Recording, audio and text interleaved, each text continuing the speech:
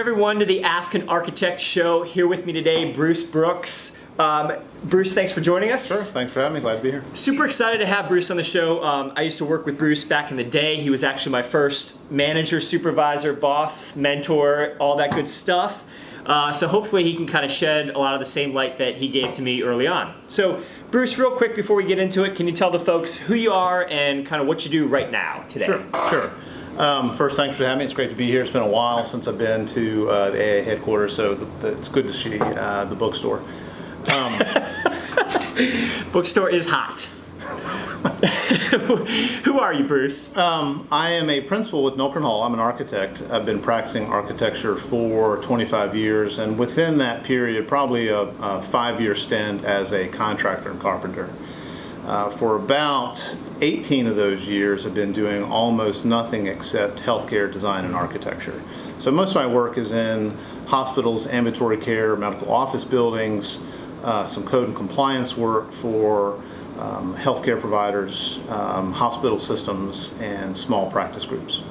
So on the surface, Bruce, a lot of that to our audience isn't going to sound like the sexiest, coolest, most interesting stuff. But to you, a lot of that is really interesting, particularly the life safety and code analysis and fire protection stuff that you've been involved with. Right. So why is it interesting to you? What makes it fun? Well, I went into healthcare architecture for two main reasons. One, I thought I could make a difference. So I'm an advocate for universal healthcare, and I believe that healthcare is a right in many ways, and it's not a right that's afforded to many people, not just here in our country, but overall. So I felt like I could make a difference. I felt like if I could contribute with solid design and thinking and planning and programming, that would help.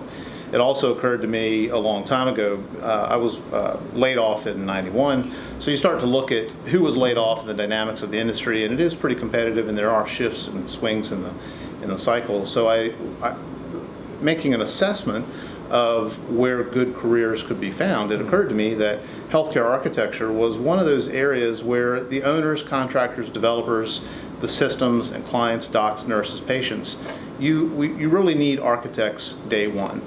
So part of the value of that was the design for me has become problem solving and programming in healthcare architecture. So while it may not grace the cover of many magazines, the problem solving is daily. So the skills we learned in architecture school, planning, programming, making things work, making things fit, if there ever was a form follows function model, healthcare is it. So everything has to fit that formula.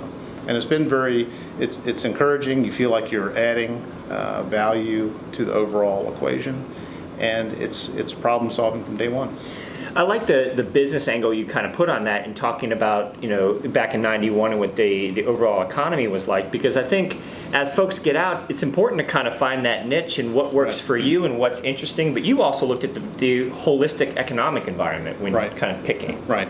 So in '90, I've been through two major recessions, and there have been some upswings and downswings since then, but I graduated in '90. I traveled the country and Europe for a little bit. I didn't do it during school, so I took the opportunity to do it after school before I had a job. And I started working with a firm that I worked for as a college intern. So I had a standing job offer. So I took advantage of that by taking a little bit of time off and coming back to work there.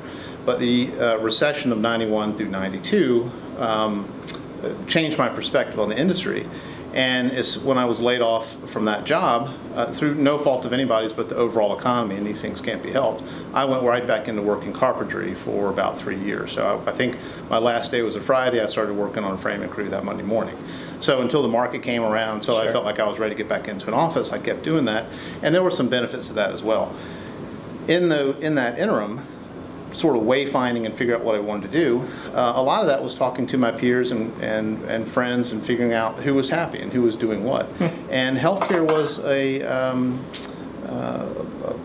viable career that offered challenges that it felt like at the time a lot of the other careers in architecture did not have the same challenge. A lot of folks, a stronger percentage of architects in healthcare were up front doing problem solving. A greater percentage of them were also at the back end helping build very complex projects. It occurred to me that's real value. You've got a lot of interaction with the client, contractors, developers, the money, if you will. And it occurred to me that that's probably a challenging environment with just nonstop work. And the design skills you learn in school were very readily applied to planning and programming healthcare projects. So. I'm glad that you brought that up and you highlighted that about healthcare, because I think a lot of our audience don't necessarily get those types of projects while they're in school. Right. But yet they come out to large firms, a lot of which are doing healthcare projects. So they get put into that environment. So to hear you speak about it so positively and in a way that gives back, or that you feel happy at the end of the day through that type of work, I think is important for our audience to hear. Bruce, we've obviously worked together in kind of a managerial intern role. How would you describe your managerial style? How do you work with people? Well, I would ask you, how Tell do you us. describe my managerial style? Well, this is not the Ask a Nick show. This is the Ask an Architect, and today you're playing the architect. So how do you self-evaluate yourself? I am detail-oriented, but I can't abide micromanaging. You know, the idea in design is very often you don't even know what the challenge is. So the beauty of design thinking is you have to formulate a rationale and develop the problem, develop the challenge, and then solve it. That's what I look for in people. So I don't want to do that for them. I'll hand out goals and objectives, but I'm not interested in day-to-day, week-to-week management. So I like to think my management style is building teams of capable, hardcore thinkers to build and deliver design projects and work collaboratively with everybody on the team. So if you're looking to hire somebody new to the team, somebody kind of an entry-level employee, the things you're looking for are what? Independence, self-motivation, things like that? Absolutely, and collaboration. And I think anymore, there's an added component that probably wasn't around in the same way when I graduated. The technical skill sets of the younger generation are phenomenal. You watch what they can do on screen and a computer. Yep. And the only challenge I have with that is, I ask them to print that. What does it look like? It looks great on screen. I'm sure it looks great in the CPU, but can you print it and show me you know what you're talking about? Sure. So all those design skills that are encouraged for 5 years in architecture school or beyond in masters are applicable day-to-day in healthcare design. And that's something we look for. Want people thinking on their feet, formulating the challenge in front of them and defining it in a very self-contained project level. So kind of piggybacking off of the soft skills that are important, when we're talking about client relations and architect-contractor relations and marketing and that type of thing going forward, and even in healthcare, working with the users on a particular project, what soft skills are most important, and how valuable are they to success at the principal level? Well, I think knowing your audience and knowing healthcare architecture is key. Back to one of my reasons why I went into healthcare, it is one of those practices where all the groups, they have to have an architect experience in healthcare design up front. We have to know all their codes, guidelines, regulations, and standards. That's part of who we are as an expert to them. It doesn't look like design per se, but it does. There's a real application here in architecture. You learn the language of your clients, and in this case, that language of healthcare is all those things that may not make the cover of a magazine, but are very important to the delivery of the project.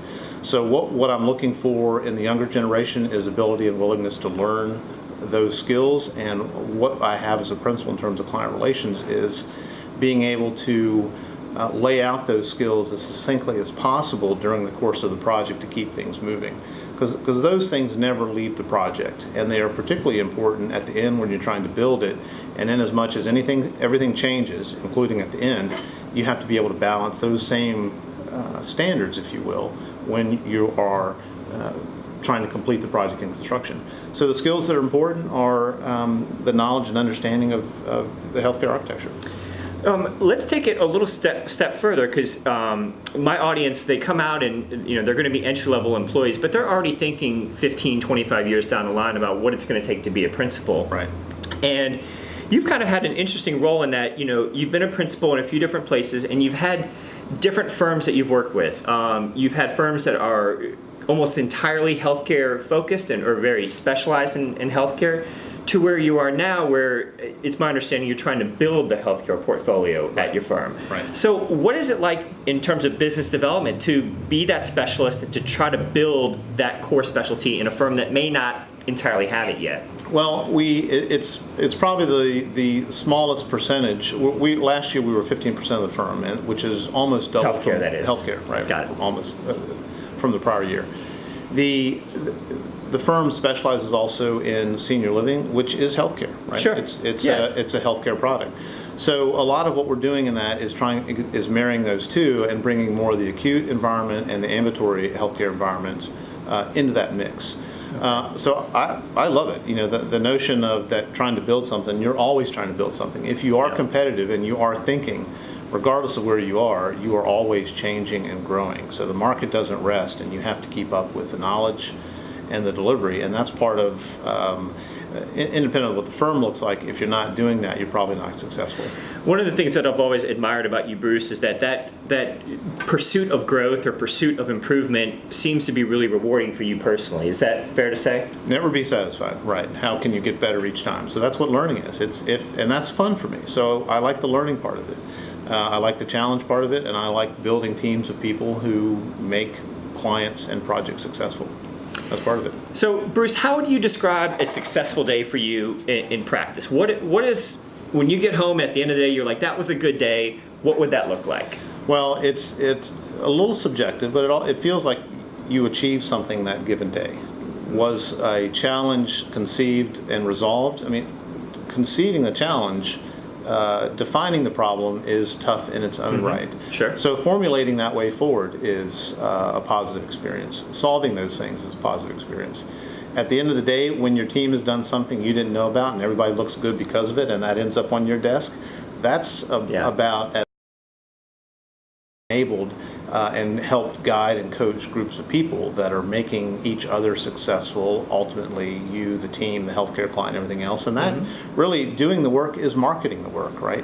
And those days that are positive days lead to the next project. They lead to growth, development, and learning. And that's, for me, that's one of the most encouraging things about the business. I've always, you said this to me once, and I always remembered it, that, you know, having the good client relations and doing the project well is the best form of marketing that you can do.